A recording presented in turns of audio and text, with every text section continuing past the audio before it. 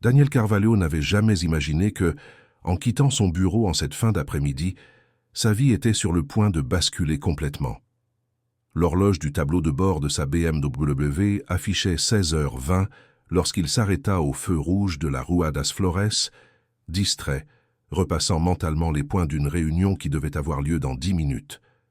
C'était une journée ordinaire de plus, remplie de délais, de contrats et de décisions froides, jusqu'à ce qu'il la voie. Sur le trottoir, adossée au mur d'un vieil immeuble, une femme était assise par terre. Elle portait un uniforme de femme de ménage usé, avec des taches qui ne partaient plus, et tenait 2 bébés dans ses bras. Ce n'était pas la misère en soi qui fit s'arrêter Daniel. Il avait déjà vu la pauvreté auparavant. Il avait fait des dons, financé des projets sociaux, signé des chèques généreux. Ce qui le paralysa fut le regard de cette femme. Elle ne semblait rien demander. Elle était simplement là, essayant de garder les 2 bébés au chaud, les berçant avec soin comme si elle portait le bien le plus précieux du monde. Ses cheveux châtains étaient attachés n'importe comment, son visage fatigué, marqué par des nuits sans sommeil. L'un des bébés pleurait doucement, l'autre dormait la tête posée sur son bras. Le feu passa au vert, mais Daniel n'accéléra pas. La voiture derrière klaxonna, il l'ignora. Quelque chose dans cette scène avait traversé la cuirasse émotionnelle qu'il avait construite au fil des années. Peut-être était-ce le contraste entre le costume cher et la femme assise par terre. Peut-être était-ce la manière dont elle protégeait les bébés, même en étant manifestement épuisée. Daniel se gara en stationnement interdit sans réfléchir à 2 fois. Il sortit de la voiture et sentit le sol irrégulier sous ses chaussures italiennes. La femme leva immédiatement le visage en alerte, comme quelqu'un qui a appris à se méfier des inconnus. Elle serra les bébés contre sa poitrine. « Du calme, » dit Daniel, levant lentement les mains. « Je vous ai vu de là. » Elle le détailla de haut en bas. La voiture, la montre, le costume, elle connaissait ce genre d'homme. Tout le monde le connaissait. « Je ne demande pas d'argent, » dit-elle rapidement, la voix ferme malgré la fatigue. « Je sais, » répondit Daniel, surpris. « Je voulais juste savoir si vous alliez bien. » Elle hésita. Le bébé qui pleurait commença à s'agiter davantage et elle le berça avec une habileté automatique. « On survit, » répondit-elle. Daniel déglutit. « Comment vous appelez-vous »« Isabella. »« Et eux ?»« Miguel et Pedro, mes fils. » Daniel regarda mieux. C'étaient des jumeaux, encore très petits, trop maigres pour leur âge. Son cœur se serra. « Vous travaillez comme femme de ménage ?» demanda-t-il, en désignant l'uniforme. « Quand j'arrive à trouver du travail ?» répondit-elle. « Je nettoie des bureaux la nuit, le jour je reste avec eux. »« Et où habitez-vous » Isabella détourna le regard. « Là où on peut. » Daniel inspira profondément. La ville continuait autour d'eux, indifférente. Les gens passaient pressés, certains jetaient des regards rapides, d'autres faisaient semblant de ne pas voir. « Vous avez mangé aujourd'hui » demanda-t-il. Elle mit du temps à répondre. « Un pain ce matin. J'ai partagé le reste avec eux. » Daniel sentit quelque chose se briser en lui. « Isabella, » dit-il avec précaution, « je peux vous aider. Au moins aujourd'hui, un endroit où vous reposez, mangez, sans engagement. » Elle rit sans humour. « Il y a toujours un engagement. » Pas dans ce cas. Elle le fixa pendant de longues secondes. Il y avait de la méfiance, mais aussi de l'épuisement. Une fatigue profonde qui allait au-delà du corps. « Pourquoi feriez-vous ça ?» demanda-t-elle. Daniel n'avait pas de réponse toute faite. « Parce que personne ne devrait traverser ça seul, dit-il simplement. » Miguel se remit à pleurer. Isabella ferma les yeux un instant, comme pour demander des forces. « Vous resteriez avec l'un de nous ?» demanda-t-elle soudain, la voix presque un murmure. Daniel cligna des yeux, confus. « Comment ? Si c'était vous à ma place, vous resteriez ? Ou vous détourneriez le regard comme tout le monde ?» La question le traversa comme un coup. Il s'agenouilla pour se mettre à sa hauteur. « Je suis resté, » répondit-il. « Je suis là. » Le silence s'installa entre eux. Isabella inspira profondément. « Un repas, » dit-elle. « Juste ça. Ensuite, on partira. » Daniel acquiesça immédiatement. Il les emmena dans un restaurant simple, loin du luxe qu'il fréquentait habituellement. Isabella observait tout avec attention, gardant toujours les bébés contre elle. Elle mangea lentement, presque avec culpabilité. en nourrissant Miguel et Pedro avant de penser à elle. Ensuite, Daniel les conduisit chez lui.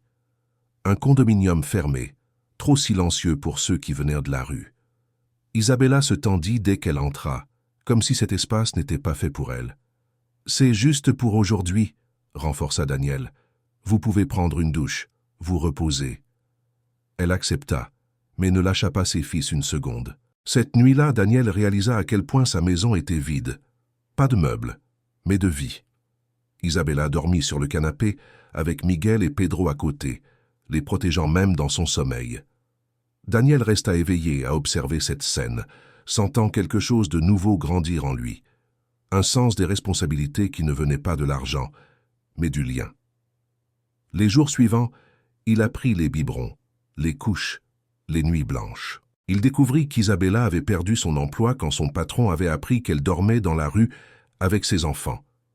Il découvrit que le père des enfants était mort avant leur naissance. Il découvrit qu'elle n'avait jamais eu le choix, seulement continuer d'avancer.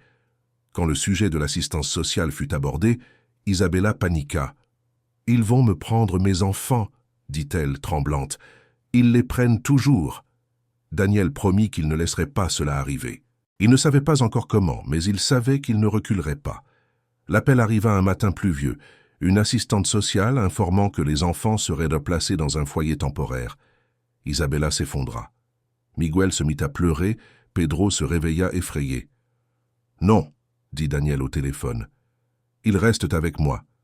Vous n'avez pas d'autorisation légale. »« Alors nous allons l'obtenir. » Quand il raccrocha, il regarda Isabella. « Vous me faites confiance ?»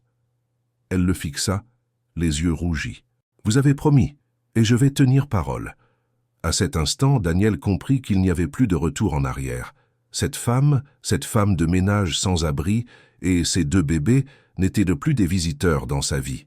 Ils étaient à la raison même pour laquelle il devait tout changer. Et la lutte ne faisait que commencer. Daniel passa la nuit suivante sans dormir.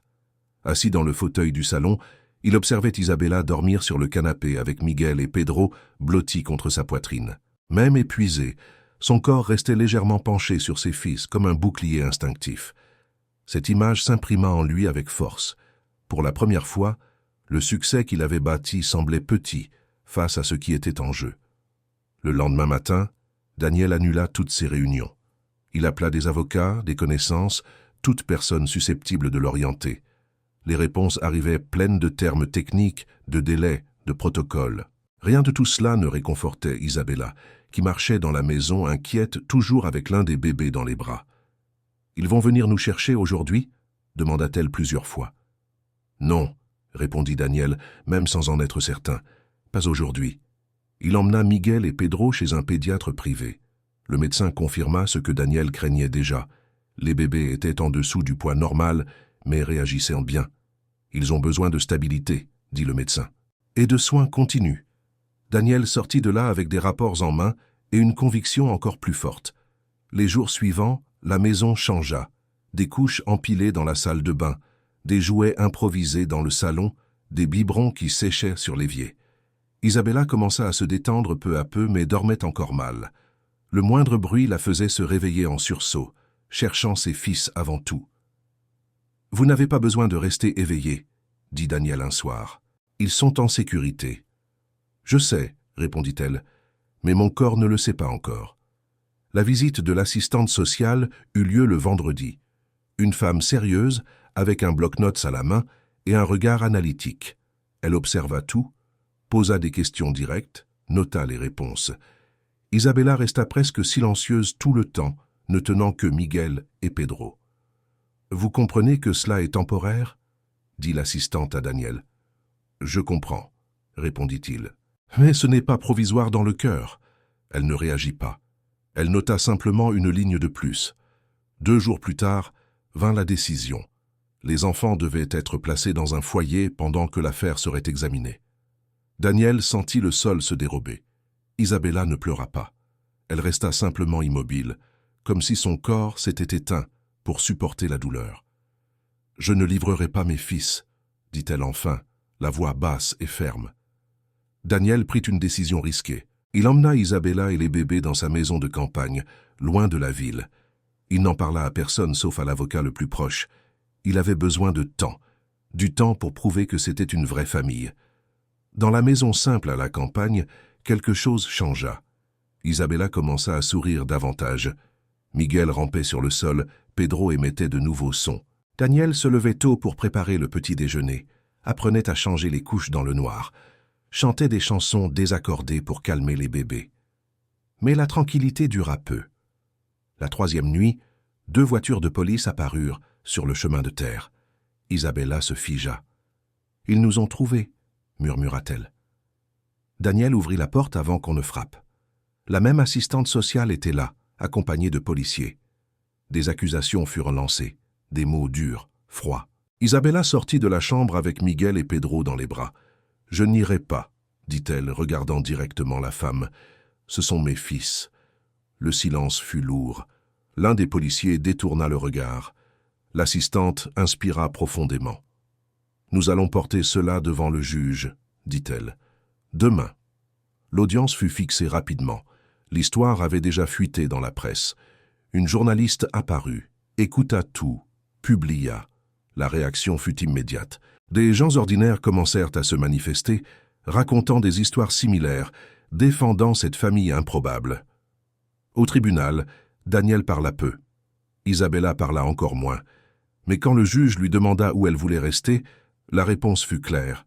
« Ici, dit-elle, tenant la main de Daniel, avec lui, avec mes fils. » Le juge demanda les rapports médicaux, les témoignages, les registres. Il demanda du temps. La décision sortit 2 jours plus tard. Garde provisoire accordée. Procédure d'adoption entamée.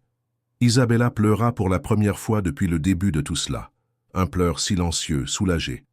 Daniel la serra dans ses bras, sentant que ce moment marquait un avant et un après définitif. Des mois plus tard, l'adoption fut officialisée. Il n'y eut pas de luxe, seulement les personnes qui avaient suivi le parcours. Quand le juge déclara que Miguel et Pedro avaient désormais un père légal, Isabella prit le visage de Daniel entre ses mains. « Vous êtes resté, dit-elle, quand tout le monde passait sans s'arrêter. » Daniel sourit, ému. « Je suis resté avec vous. » Ce jour-là, il comprit que la question posée sur ce trottoir n'avait pas été seulement une demande. Elle avait été une invitation pour toute une vie. Le temps passa, mais le souvenir de cette première rencontre ne perdit jamais sa force. Daniel passait encore parfois par la Rua das Flores, ralentissait, regardait le trottoir et se rappelait la femme assise par terre, tenant 2 bébés et posant la question qui avait tout changé. Isabella travaillait à nouveau, non par nécessité extrême, mais par dignité. Miguel et Pedro grandissaient fort, entourés de soins. La maison qui était autrefois silencieuse était désormais pleine de rires, de petits pas et de nuits fatiguées, mais heureuses. Daniel découvrit que la vraie richesse ne se mesure pas en chiffres, mais en choix. Et il ne douta plus jamais de la réponse qu'il avait donnée ce jour-là.